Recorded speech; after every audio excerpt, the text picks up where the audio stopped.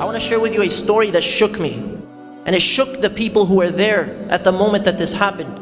Approximately 7 years ago in Ireland, the university students there, the boys actually specifically, the men, they had a hiking survivalist type of camp or retreat in which they were trying to live off of the basic resources of nature.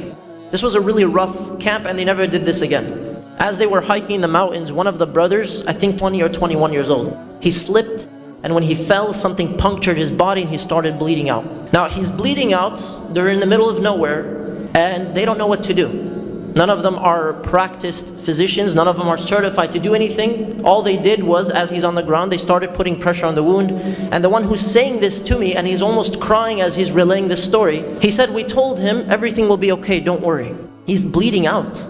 You have no cell phone reception. You have nothing, nobody to help you. And as he's bleeding out and they're telling him, they're surrounding him, telling him everything will be okay, the one who's saying this to me said, I started worrying, what if this guy died right now? What if he actually dies? So he said, just in case, I told him to say La ilaha illallah. A phrase that for you and I right now, you can say so lightly your lips don't have to move.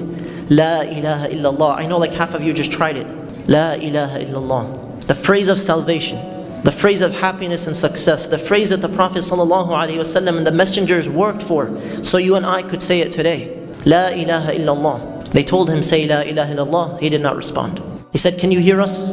He said, I can hear you. They said, just in case, say La ilaha illallah. No response. Can you hear us? I can hear you. Say La ilaha illallah. Why are you not saying La ilaha illallah? He remains silent for a moment and then finally he opens his mouth and he says, for the last 6 months when I was alone in private, I did not pray a single prayer to Allah. And then he died. May Allah have mercy on him and use him as a lesson for everyone else. All his friends, his clique, his buddies, they started crying. Some of them said later on they struggled with these similar struggles. They struggled with other struggles. That moment was vivid. Why? Because you will die upon what you lived upon. And you'll be resurrected upon what you died upon, as the Prophet ﷺ informed us. How can you and I put in the effort today and never lose hope, so that at the moment our souls are departing from our bodies, we are able to say La ilaha illallah in a very powerful way, in a very clear way, not so others can witness it, but for ourselves. Because La ilaha illallah at the moment of death is something that you have to pay for.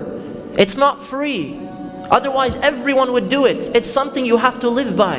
And it's something that causes us and requires us to exemplify La ilaha illallah throughout our lives by never giving up on returning to Allah, by never losing hope in the mercy of Allah, by always trying. Allah subhanahu wa ta'ala will not necessarily judge you based on your results, but He will judge you based on your sincerity and your efforts. How bad do you want to return to Allah, and what are you willing to do about it? How bad do you want to say La ilaha illallah, and what are you willing to live by to reach that point? Because the only thing all of mankind will agree upon, it's not death and taxes. Some countries don't have taxes.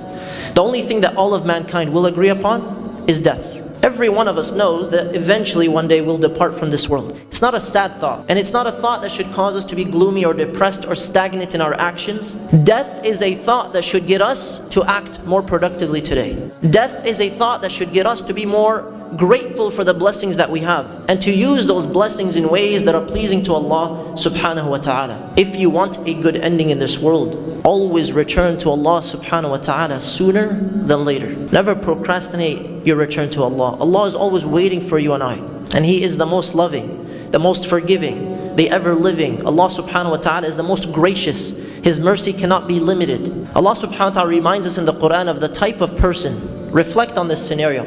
In Surah Al-Mu'minun verse 99, Allah tells us of a scenario of a man who dies and he's asking to come back to this life. And wallahi, it's one of the most frightening verses to read, because we reflect on the reality that people are passing away all around us. Perhaps several hundred around the world every few seconds. Are we learning lessons from the people that we bury? Are we learning lessons from the janazas that we attend, from the Facebook posts about people who have passed away?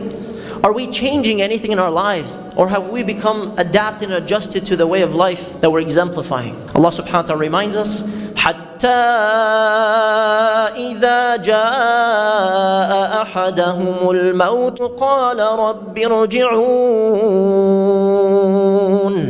لَعَلِّي أَعْمَلُ صَالِحًا فِيمَا تَرَكْتُ So when a person passes away, he says to his Lord, Rabbi irji'un, my Lord, allow me to go back. Why?